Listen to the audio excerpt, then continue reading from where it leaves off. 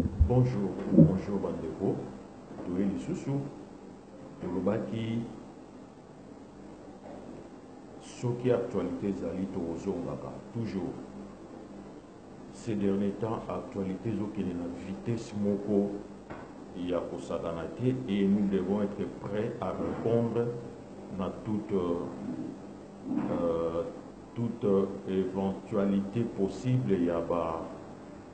Il y a information ou actualité.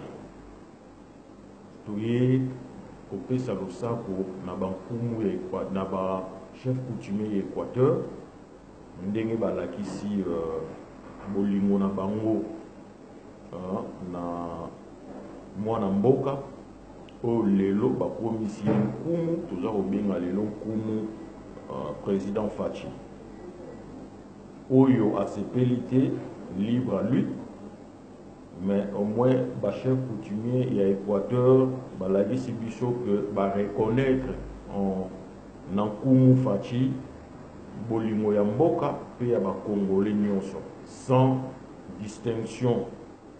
Il y a tribu ou il y a région ba reconnaître que alingaka congolais nyonso ndenge moko ezate lokola ndenge bandeko misusu balobaka que hasard tribaliste, hasard régionalisme et tout consort, ou régionaliste, pardon, mais balakisi ke bamoni en lui distinction wana ya bekolo ezalité et puis reconnaître en lui pouvoir ya mboka lobi yende ya kokamba mboka. Merci beaucoup na ba chef coutumier na biso Équateur. Pour tout le monde, belé, basali ba statut, belé, baza contre yango. Ceux qui par jalousie ou par haine, on comprend plus rien, mais c'est pas grave. À chacun son choix. Alors, tu es un sujet na biso ya lelo. Bouti kumo na bino nyonso, mutu ya lobby. Ndeko na biso Délice Sanga asali ya ye ba déclaration. Alors alobi que bango bako soutenir Nkumu Faci te na élection oyo kozala soki élection kozala. Même ceux qui, en plus il précise bien, même ceux qui Moïse Katumbi n'est pas candidat. Mais il y a un mais bango bazosala tout pour Moïse Katumbi azala candidat. Au cas où Moïse Katumbi va permettre azala candidat, il n'y aura pas d'élection. Donc il y a 2 ou 3 leçons à tirer là-dessus. Il y a Liboso. Point A ezali à que bango va soutenir candidature ya Nkumu Faci te. Tous un problème pour incriminer bango te eza crime te, eza choix na bango, ils sont libres de le soutenir ou pas. Donc biso de répondre bango que on n'en a pas besoin. Le président Faci, Nkumu Faci n'en a pas besoin parce qu'il est déjà soutenu par la plus grande majorité de la population. Et puis ce n'est pas la première fois. Il vous souviendra, dit nos peuples congolais, que le vieux Kyungu l'avait déjà dit, hein, qu'ils ne soutiendront ou il ne fera jamais campagne, il y a candidat à UDPS. Donc c'était déjà bas signaux. Et c'est en ce moment-là, pour se souvenir, que je commençais déjà à vous dire que ils ne sont plus avec nous-mêmes. L'idée à rassemblement, la vision à rassemblement, la boumou à rassemblement, ils étaient plus avec nous. Rappelez-vous que avant la plateforme en Afrique du Sud, j'étais le premier à vous le dire que bazo que nous sommes l'homme en Afrique du Sud, bako camouflé on a compte il y a plateforme électorale, mais je vous dis pour moi, et la plateforme nous sommes bimi na bango na rassemblement mais bako camouflé et bon mona qui ont écouté ça. Depuis tant on a mis sorti le lot dans chaque intervention que j'ai fait dans eux, Sabino, ces gens-là ne sont plus avec nous, ces gens-là ne sont plus avec nous. Il y en a qui me croyaient, d'autres non, parce que le président Fatia Lobi, le président Tatoubi, ensemble. Oui, ils sont ensemble, c'est parce que homme politique, mais de cœur, il n'y a pas de sincérité, il y a manco envers l'autre. Et comme vous vous rendez compte, ce qui olingi vraiment Congo na ba Congolais balobi que ba bloqué yo yate mais ozana mutu moko oyo zo ba frère na yo na obino bozolo ba ke ba yo kana bana ba bandeko frère amosi go boyo kana yé bazo ko bloquer été parce que bazo mon tant to bana bino za zéro virus bondima vous voyez bazo mon sikani ba ko bloquer l'été parce que virus ata moko oyo pesa bango accès, il y a blocage na ezate. Donc bravo zéro virus, Kumu Fachi. Donc on la base pour rejoindre et l'euro va bloquer l'été. Toi qui aimes les Congolais, toi qui aimes les Congolais, et toi qui te dis même frère Yamoutouana, Kumu Fachi, mais qu'est-ce que tu vas faire? Dans le bas on balai l'équipe. Pour que ça fait bateau bazo bloqué, équation difficile. Ok, puisque vous me bloquez moi. J'ai un frère qui est là-bas au pays, qui se bat aux côtés du peuple, qui s'appelle Félix Antoine Tshisekedi. Je le soutiens. Avec tout mon groupe ensemble, nous soutenons le président Fachi.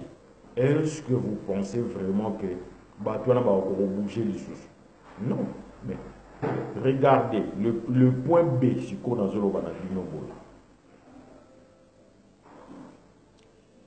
ndeko na yo mobengaka ndeko na Félix boza soi-disant na ba bon terme hier en tout cas tu es dans un bon terme avec toi mais yo en tout cas ba signes au monde na que non yo na groupe na yo maintenant président Nkumu Fachi il est tous les jours à plaider pour na kana yo ozonga Kinshasa malgré ba déclaration na bino il y a que to soutenir été au vieux Kungwa le avant.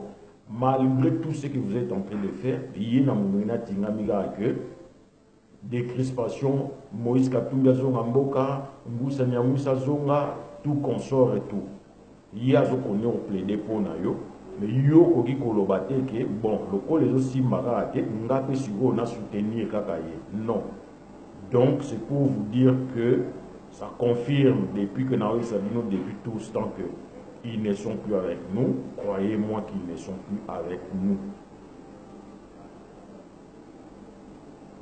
Autre chose, nous avons que Boyoka Kibino Mogolisus, quand Kumu Fatia Lobi, transition sans Kabila, Bango Kakawana Baye Koloba, non, nous allons élection avec Kabila, donc Baboui n'a pas eu de transition sans Kabila. Nous allons aller aux élections avec Kabila. Pourvu que attire la mission à décrispation. Donc c'est-à-dire pour contredire la volonté à peuple. Il y a transition sans Kabila au président Fatia de soutenir puis dans l'enseignement premier. Mais Bolobi biso tokenera l'élection avec Yé Kabila pourvu que ça la décrispation. Deuxième chose encore là-dedans. Tolobi élection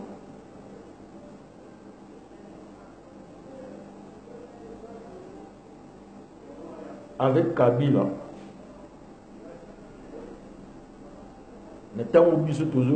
Transition sans Kabila. Donc ça veut dire les loyaux,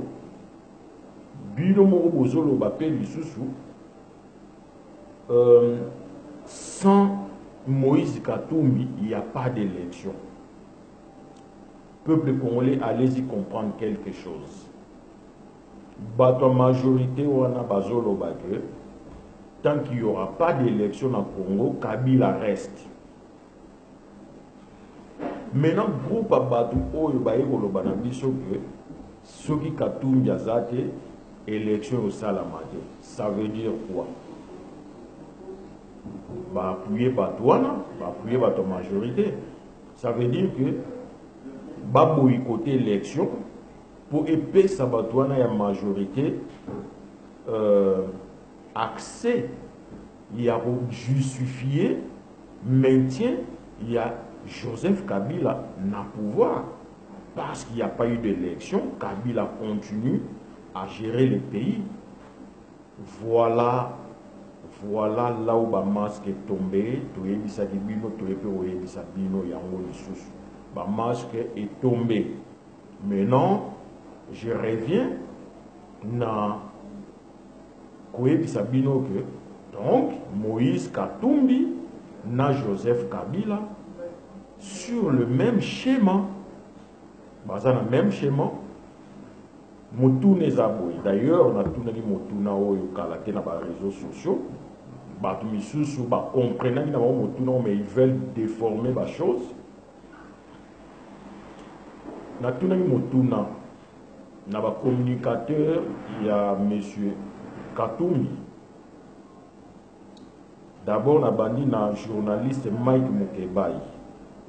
Toi qui nous dis tout le temps que tant au salaire d'article sur d'éventuelles négociations, il y a Koumou Fati na Joseph Kabila, des négociations éventuelles ou des négociations.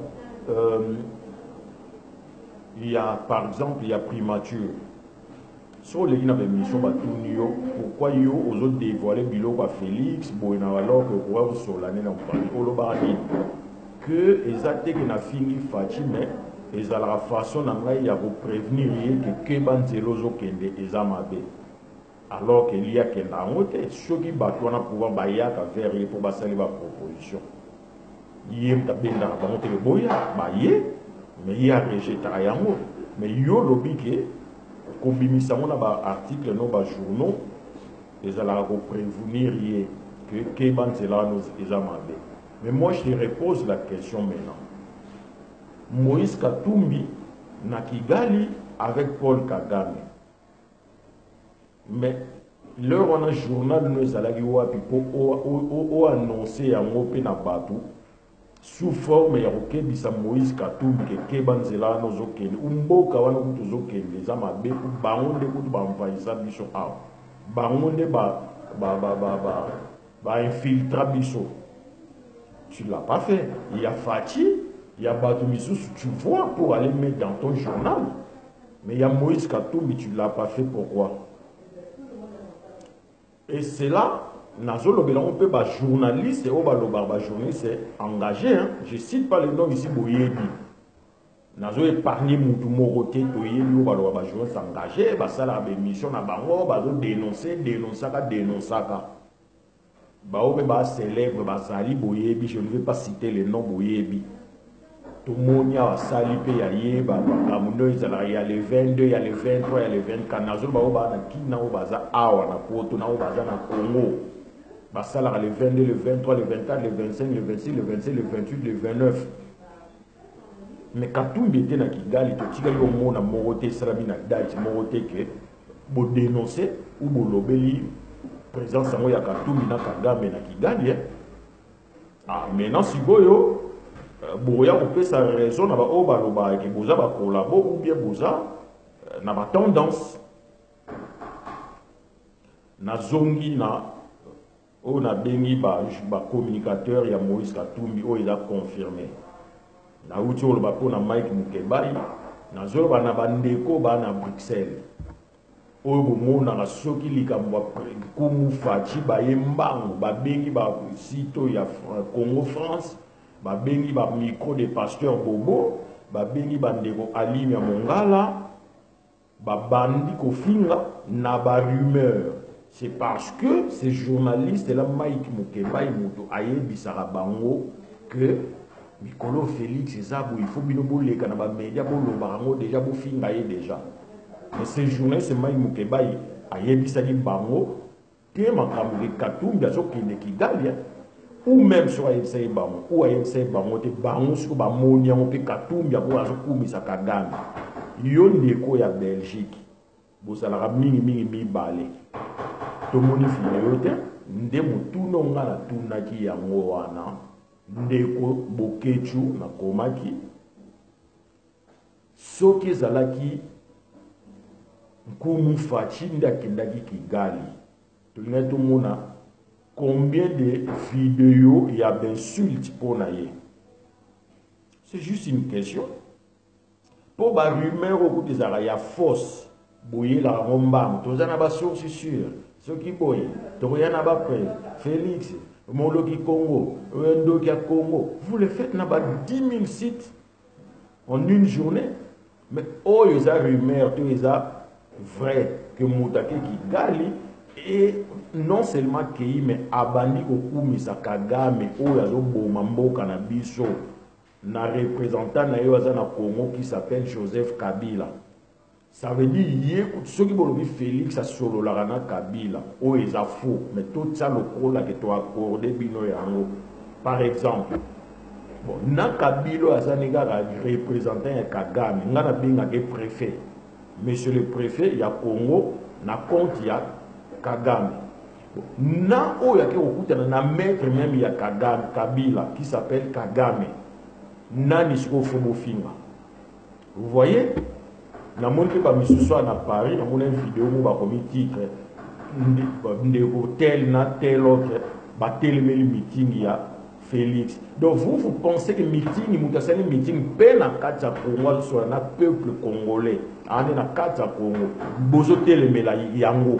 Mutasana Congo a sur na peuple bozo telemela yango.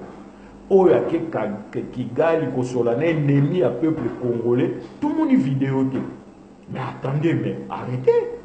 Mais admettez deux choses. Soit vous dites que vous travaillez pour na Kabila, na Kagame, soit les lobos disent que Félix azala leader na biso, il y a un autre bout yarake asala et lobo biso to robin en net moi bêtise. Moutango binomo botel melara Félix to lingi était Félix azakola bo Félix weme bino nde bolande la makam na ye soka sali meeting na boye bo bano selon analyse to telemeli yango to boyi bo mais mouto bolinga te bo occuper te. Tout cela aussi c'est parce que les missions na bino sans combat Félix bota la maté ba vieux aux alaté ba responsable ba site aussi ba ebi que ceux qui ba yami bino na combat Félix ba vous avez vu YouTube au foot à bango. Admettez ça, que c'est votre leader aussi.